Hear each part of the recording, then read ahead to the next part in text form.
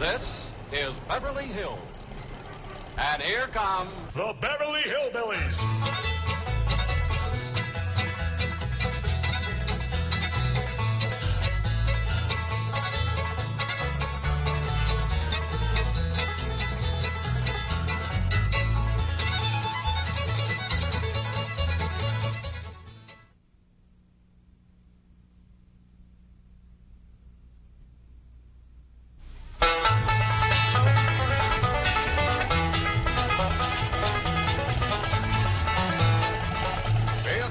Let's find that house we bought.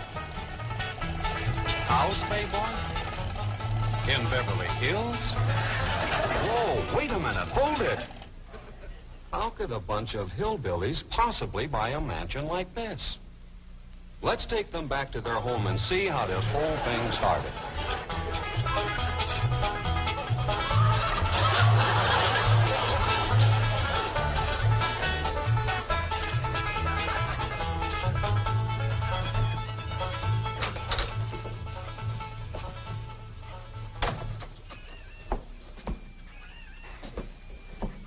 Jed, you gotta do something about that young'un of yourn. How'd that happen? Fighting with a bobcat. Get hurt? I reckon so. It went limping off on 3 legs. I swear, I don't know what I'm going to do about that girl. Well, the first thing to do is to get her into a dress. She's getting too big to be wearing man's duds.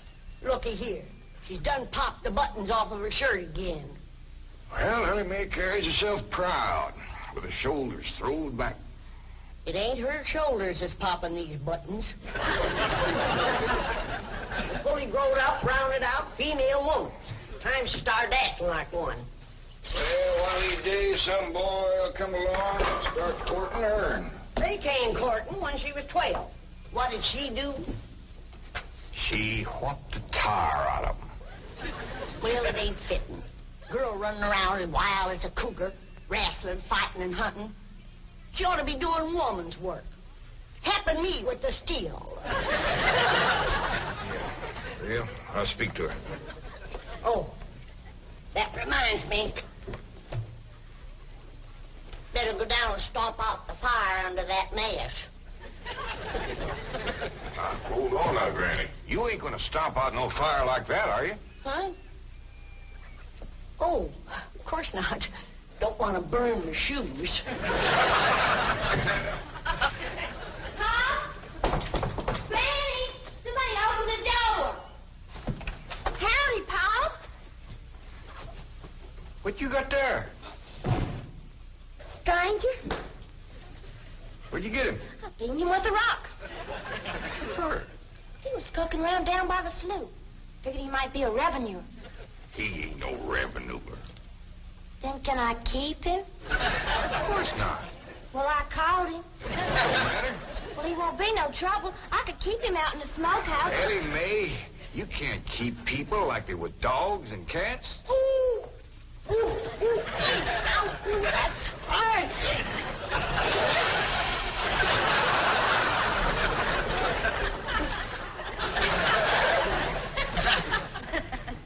Who's that?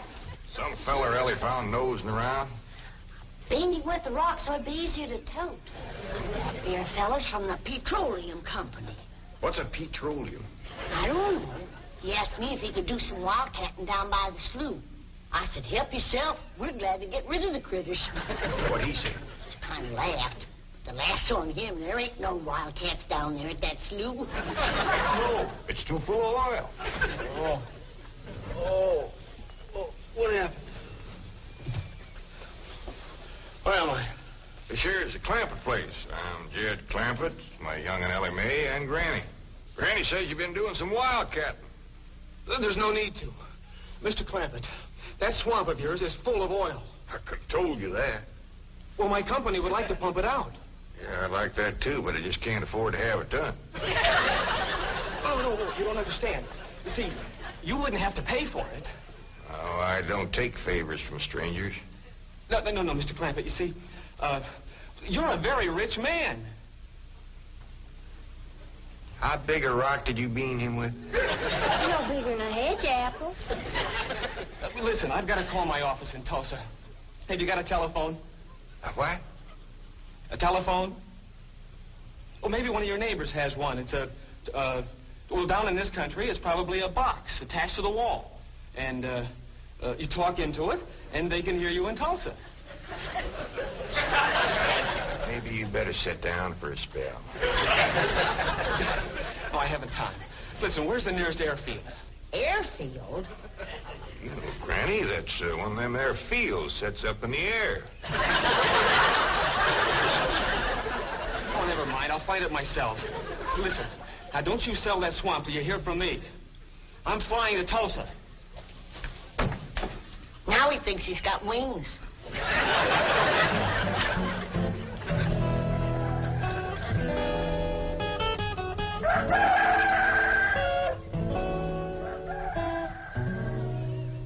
Morning, Granny. Watch them buttons, child. Granny! Them pigs of yours got into the corn. Did they drink much? I reckon they did. This here little fella was kicking blue blazes out of the mule. That's the trouble with razorbacks. They such a mean drunk. Yeah, this wouldn't happen if you'd stay in the house where you belong.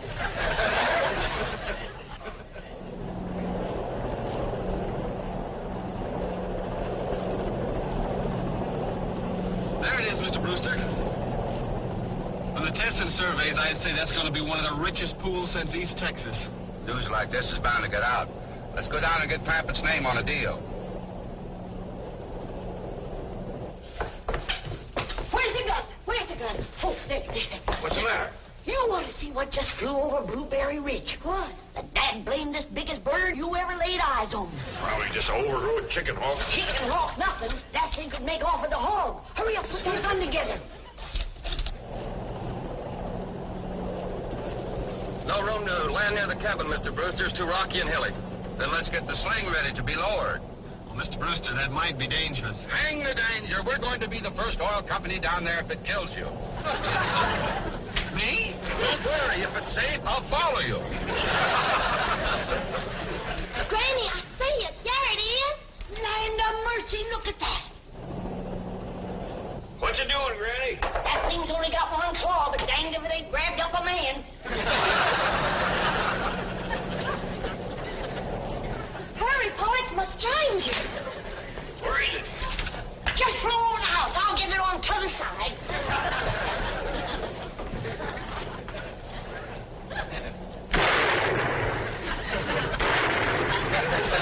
You feel it, Granny? No, but I made it drop that stranger.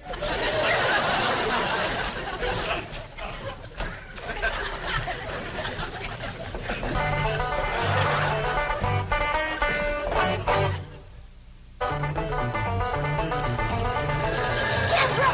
Stop this thing! Stop it! Hold on, Granny! Granny! Yes, Jed?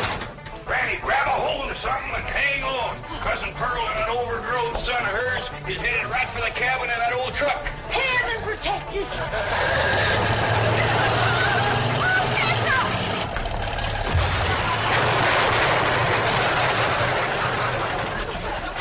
Did they hit us, Jed?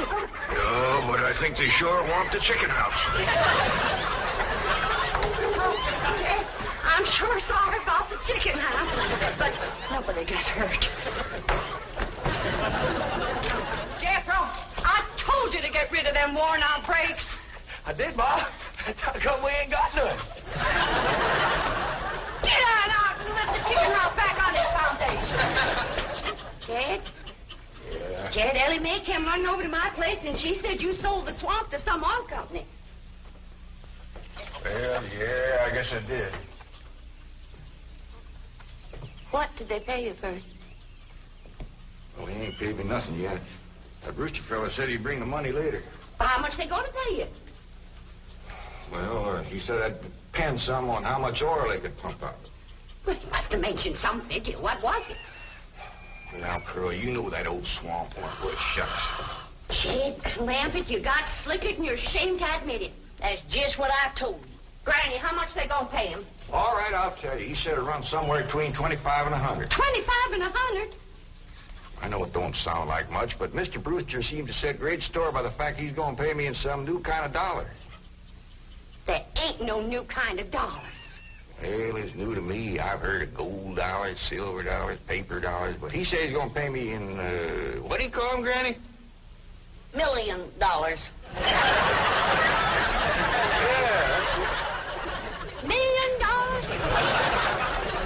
he wrote the whole thing out on this piece of paper. Here, you can see for yourself. I don't know nothing about that. Let's see here now. Thanks in heaven.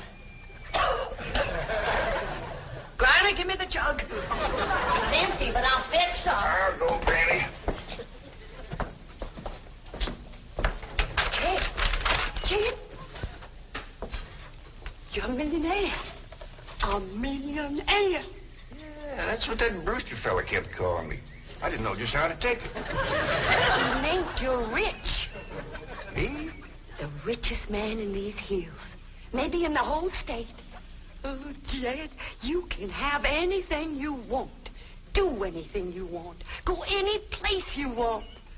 Yeah, that's another thing he kept saying. He said he reckoned I'd be moving away from here soon. What do you think, Pearl? You think I ought to move? Jed, how can you even ask? Look around you. You're 8 miles from your nearest neighbor. You're overrun with skunks, possums, coyotes, bobcats. You use kerosene lamps for light. You cook on a wood stove, summer and winter. You're drinking homemade moonshine, washing with homemade lye soap. And your bathroom is 50 feet from the house, and you ask, should you move?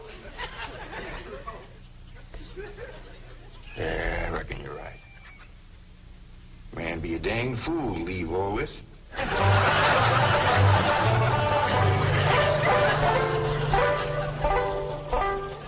Oh, there you are, Jed. You misunderstood me. I meant you should move away. And you know where I'd go if I was you? Where? Cal-i-forn-ee. California? Yes, sir. Beverly Hills, California. Jed, remember the time that your pa took us to Eureka Springs to see the movie picture? Yeah.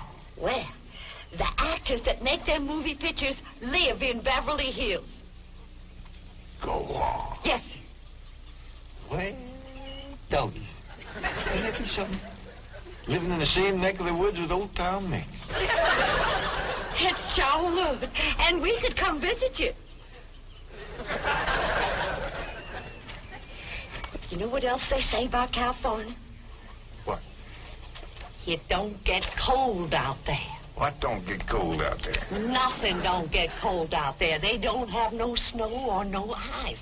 Can't they bring some in? They don't want it. That's why'd be so good for Granny. Remember last winter when she slipped on the ice and broke her hip? Yeah, poor old woman. She was limping for 2 days. Well, that couldn't happen in California because they don't have no ice. How come? I don't know how come. But Granny'd sure like it, and we could visit you.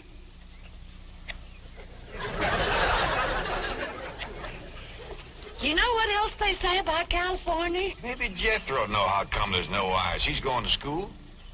We could ask him. Jethro? Yeah, Ma. Come on over here. Speaking of school, Elly May could get herself a fine education out there in Beverly Hills. Yeah, Ma? Your rich uncle's got a question he'd like to ask you. What rich uncle, Ma? Your rich Uncle Jed. Jethro? How come there's no ice in California? Don't look at me. I didn't take it. Big jungle. I didn't, Ma. Oh, get out of here. Well, you always do. I don't know. I'm saying, Jed, folks claim California's got it all beat.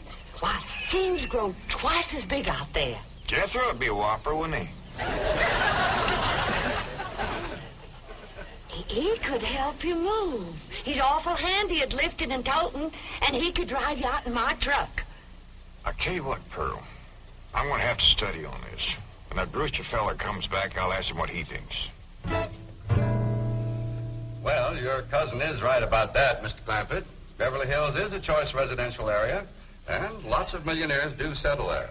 Folks like me, huh? Well, millionaires. And movie stars, too. Oh, yes, yeah. Is Tom Mix there? No, I'm afraid Mr. Mix is dead. Oh? Oh, yeah. What's the matter with me? Remember, Pearl, he got shot at the end of that picture. Well, there are plenty other movie stars, and that's where Jed wants to live. Ain't it, Jed?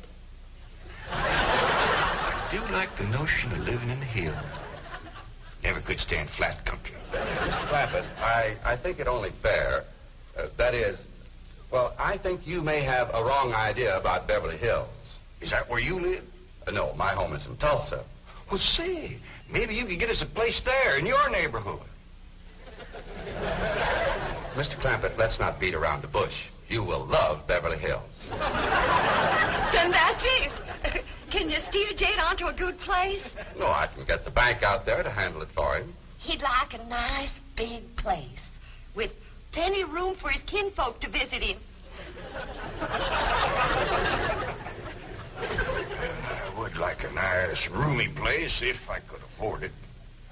Oh, Mr. Clampett, with your money, you can afford the Taj Mahal. Okay, I'll take it. Well, no, you see, I was just making a little joke. Oh, well, go right ahead. Well, you see, the Taj Mahal is in India.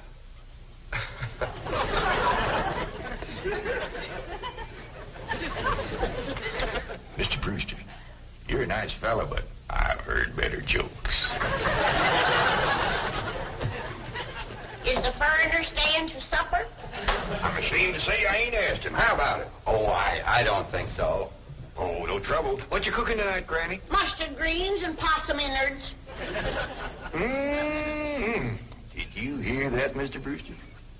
Very clearly. Want to change your mind? Not this time. Well, if you could happen to come back tomorrow, we'll be having leftovers. That's the thing about possum innards. It's just as good the second day.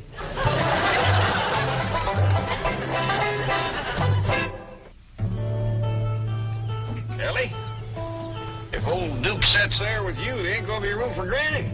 Oh, that's all right, Paul. Granny ain't gone. Who says she ain't? She says she ain't. That's right, Uncle Jed. She's just sitting on the back porch in her rocker, and she says that's as close to California as you're gonna get her. We'll see about that. Dang if I ain't got me the muleyest women folk. We ain't never gonna get there.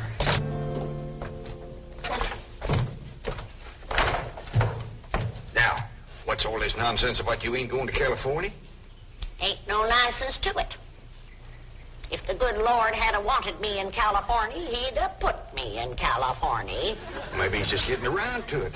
The book says he moves in mysterious ways. Well, if he moves me, I'll go. But you and Big Jethro ain't a budging me. Granny, this here Beverly Hills sounds like the kind of place you'd like. That Brewster fella says they got smogs out there. What's a smog? Well, me and Jethro figured out that's a small hog. And you heard what Pearl said. He ain't got no snow on, fella. Has bought us a house in them Beverly Hills. He's in our $25 million to look out there. Well, you just chase on out after it. I'm staying right here. And I ain't afeard neither. Granny, I ain't leaving you here alone. And I ain't a budging out of this rocker.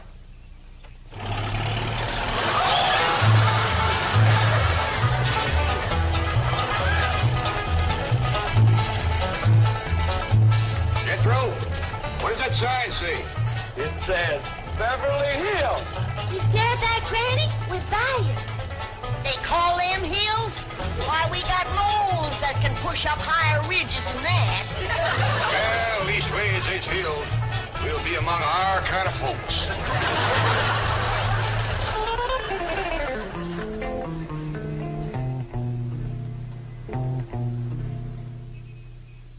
deposit of $25 million to the account of J.D. Clampett. J.D.? As in Rockefeller. Elevates us to third position in capital assets and assures our bank of... Come in. Oh, I'm sorry to interrupt, Mr. Drysdale. All right, Taylor. Well, are we all set to give the Clampetts a red carpet reception? Well, I'm afraid Mrs. Drysdale still isn't too happy, sir. Yes, I know. Oh, my wife is very upset that I got the estate next to ours for the Clampetts. Says I don't even know what kind of people they are. Do you? I know to the dollar what kind of people they are. They're my kind of people. Loaded. Taylor, have the gardeners got the grounds in order? Yes, sir. But I'm afraid that's another thing your wife was upset about. Oh? Well, you see, your gardeners have been working on their lawn all week. Why, they've mowed it, trimmed it, fed it, clipped it. I don't care if they lather it and shave it. This is the most beautiful mansion in Beverly Hills. I want every square inch of ground within those walls in apple pie... Yes? Oh, hello, Margaret. No, dear, I'm very What? Oh, good heavens, did you call the police? I'll be right there. What happened? The Clampett estate is being invaded by a band of outlaws. Invaded? Yes, they're holding the gardeners at gunpoint.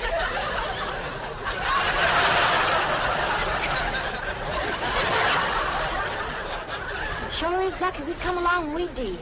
That's the truth. The way they were slipping through that gate, another 5 minutes and that whole darn prison would have been empty. Jethro, you sure that's a prison? Yeah, Uncle Jed. I seen pictures. Only thing is, how come there ain't no guards on them walls? Probably done them in with them knives and things. These killers if I ever did see any. Fine neighborhood we's moving into. You hear that? Hot diggity, there's bobcats and they see them. Them sirens! Somebody's calling the law. I reckon they's going to be mighty grateful for what we done. Folks out here has got a strange way of showing they're grateful. You've locked up one of the richest men in the country. Mr. Clampett, I don't know how to apologize. I'm deeply humiliated. What have you cutthroats done with J.D. Clampett? I'm Jed Clampett, and I'd appreciate it if you let go of my Sunday shirt. You're J.D. Clampett, the oil millionaire? Yep. This here is my nephew, Jethro. Howdy. Quickly, man, unlock this cell. Mr. Clampett, on behalf of the entire city of Beverly Hills, I extend our deep and humble apologies for this unfortunate and embarrassing incident. Oh, I'm Milburn Drysdale, president of the Commerce Bank of Beverly Hills. My car is waiting to take you and your family to your new home. We want you to know how happy we are to have you, your handsome nephew, your lovely daughter, and your beautiful mother. Wait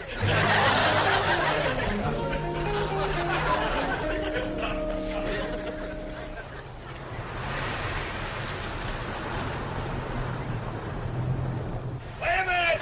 Stop this car! Mr. Drysdale, you tricked us. You just took us out of jail so you could bring us back up here to prison. Head for the hills, everybody! No, wait! Come back!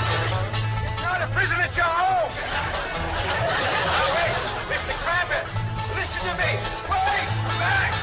Friendly!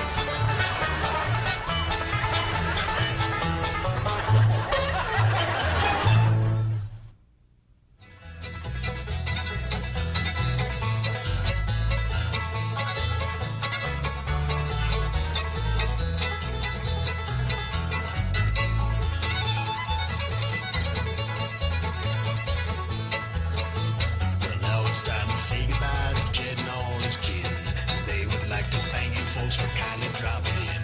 You're all invited back next week to this locality to have a heaping helping of their hospitality. Hillbilly, that is. Set a spell. Take your shoes off.